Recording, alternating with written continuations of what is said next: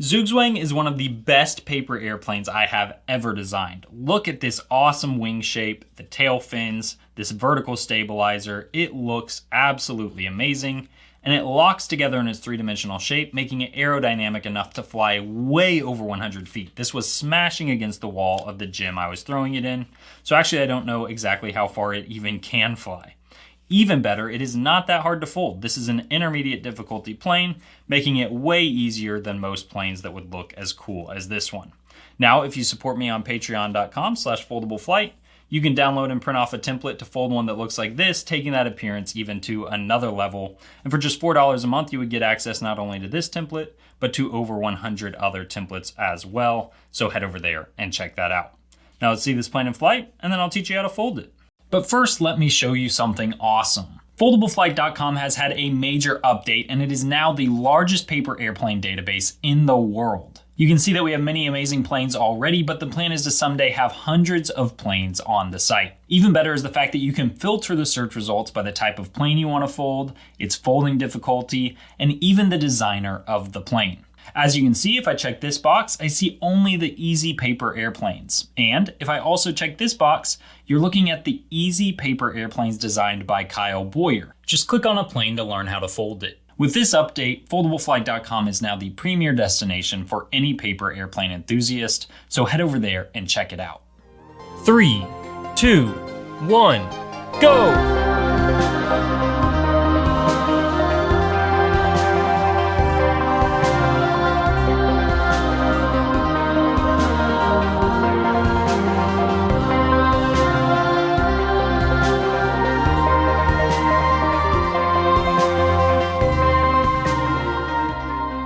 All you will need in order to fold this plane is a sheet of 8.5 by 11 inch paper, or you can use A4 paper by trimming 2.5 centimeters off your long edge, and this sheet will be the right size for the plane as well. And we're going to begin by folding this top right corner to land on the bottom left corner. And that's a little bit odd, but it will look like this when you do that. And then we're going to fold the plane in half by folding this corner to land on this corner. And when you do that, you kind of book match your sides, and your crease should go right through this corner on the right. Okay, and now we can open the plane up and position it so that this is a mountain crease, which means it kind of stands off the table. And we'll grab one of these layers and take this corner up to the top. And we're just making a pinch crease right at the center, which means you don't have to crease all the way across here. You're just making a reference. And now you'll fold your top edge to that pinch crease you made. And again, you're just making a pinch crease. These will both be references for the future. So I'll go ahead and just highlight them with my pencil here. And now we're going to fold this top edge to the center crease, but leave a little bit of a gap. So you can see I'm making this parallel to the center crease, but I leave a couple millimeters between my edge and the center there. And then when I do one side, I just kind of eyeball it and fold my other side to match, just like that. Okay, so your plane should look like this. And now I'm going to flip it over into this position, and I want to pull this little section that goes past that edge, just right along that edge. And so the crease goes right to this corner, and it's just like that. And then I can unfold that, and I'll do the same thing on this side over here.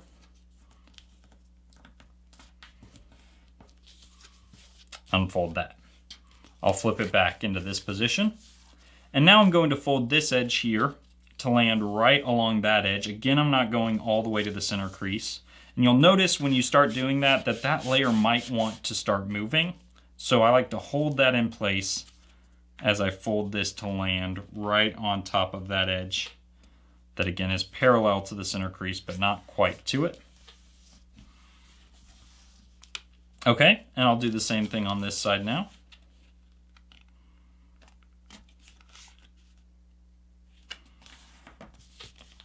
And so your plane should look like this. Now let me go ahead and open the left side up and get those layers out of the way. And you can see our top pinch crease right here. That is one of our references for the next fold. The other reference is this corner. So I'm going right from that point there down to this point here. And I just kind of make my wing by folding out like this.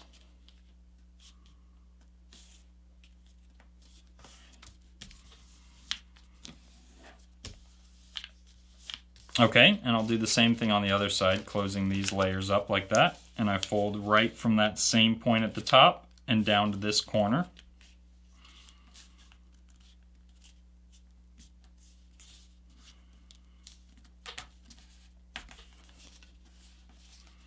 And it'll look just like that. Now I'll go ahead and kind of open this up, letting this wing swing behind. So I'm looking at it just like that.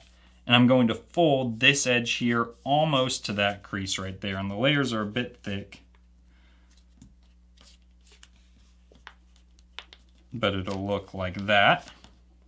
And then I can close that up again. And I'll do the same exact thing on this side. So I open this up so that that wing can swing behind, just like that. And I fold this short edge right like this to that crease, leaving just a tiny gap between them. And then I fold back in on that crease, letting the wing swing back around just like that.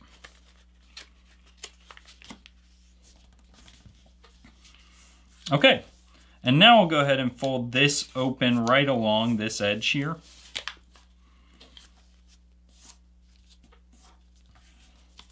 Just like that.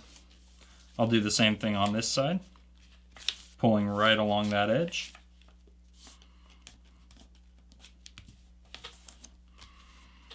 And now we can use this layer here to kind of as a guide, and we're pinching all the layers and just kind of folding in like that.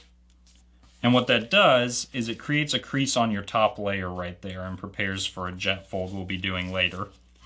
And we'll do the same exact thing on the other side. So I'm holding all these layers just like that. I pull in just like that. And here I can get these layers out of the way if it helps. And I just crease to my center crease. And so you can see I've prepared that jet fold that we'll be doing later. Okay, so now I will close these layers up again. And basically I'm looking, you can see one pinch crease there, another pinch crease there. I'm just estimating halfway between them. This is not a crucial measurement. And I'm going to use that as a reference and fold from that point there down to this corner here, just on this layer. Just like that. I'll do the same thing on this side, starting from the same point there, folding down to this corner here.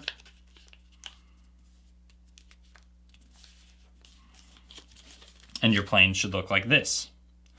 Now, let me go ahead and make this next crease and I'll explain it in just a second.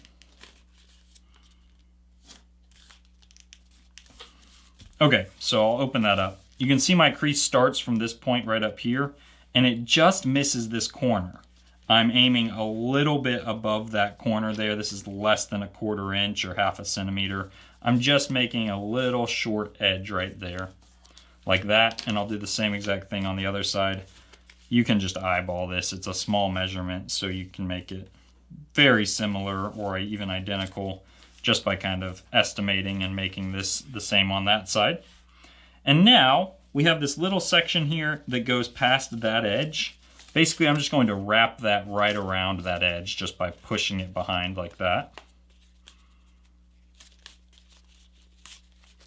And I'll do the same thing on this side here, wrapping it around that edge behind it, just like that.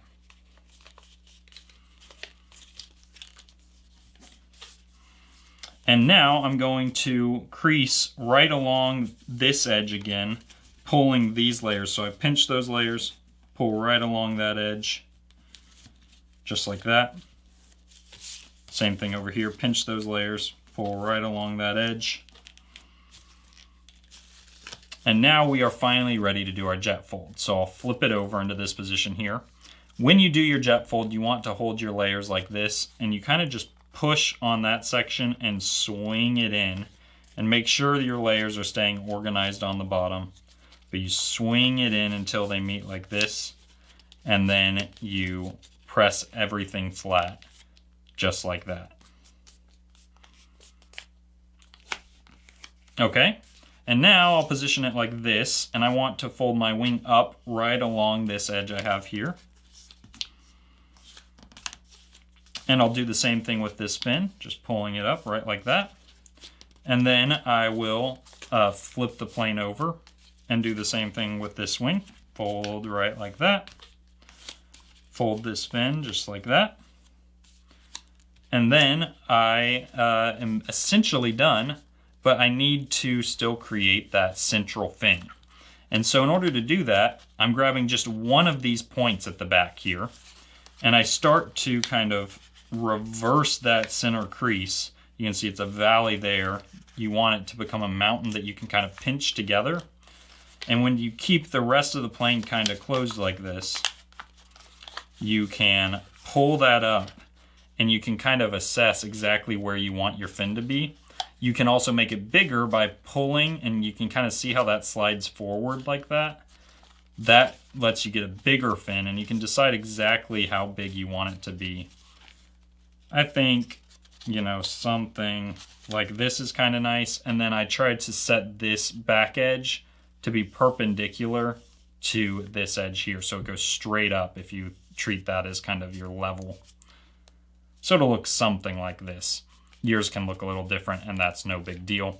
And then you'll have some layers kind of inside these other layers that you need to pinch and crease, because currently they're just kind of rolled. You can make a nice sharp crease just running your hand along that like that. And now all we have to do is lock the plane together. And you'll notice, if you look at the bottom, on one side you have this little short edge. On the other side, you don't have that edge. We want to look at the side that does have that edge, and we're going to crease by making this back edge land all the way up inside the plane. If you pull too tight here at the back, it will tear. So kind of pull it as tight as you can to get it to lock, but not so far that it tears.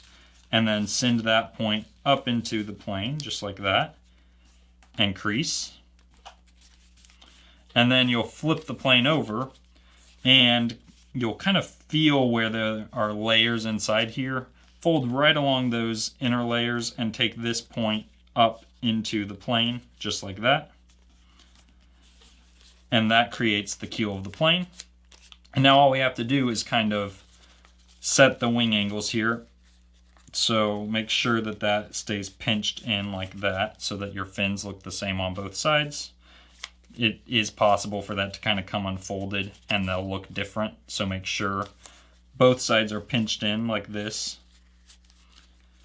And then with the wings, you may find that they bubble slightly. If they do, you can set a wing flat on the table. Sweep out slack like that on either side. And now finally, let's actually set the wing angles. I like the wings to angle up just a little bit. Of course, you want your fin to be vertical, and then I like these fins, the tail fins here, to be kind of flat, horizontal across the back. If you throw this and find that it's nosediving at all, you can kind of pull up on those creases we made earlier here to create some up elevator for the plane, and that will help it to fly really nice and level for you. And with that, thank you so much for watching, and good luck flying your plane. Thank you so much to all of our patrons for supporting this channel and making videos like this one possible. If you join the Foldable Fleet, you'll get to watch each of our monthly live streams, and you can become the pilot of your favorite paper airplane. Your name will appear beside it when I thank each of our patrons like this at the end of each of our videos. So head over to patreon.com/foldableflight and join the Foldable Fleet today.